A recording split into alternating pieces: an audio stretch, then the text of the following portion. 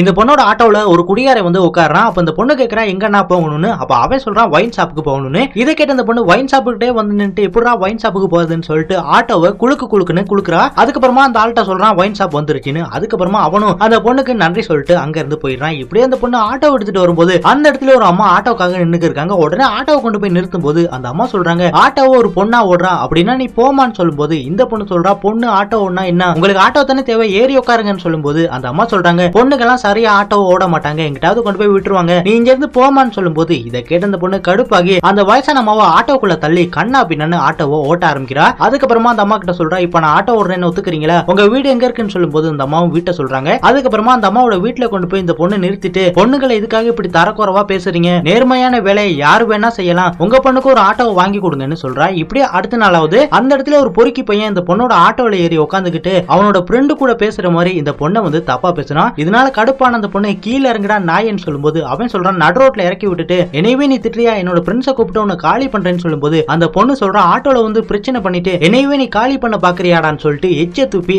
அவனை அடின்னு அடிக்க ஆரம்பிக்கிறா.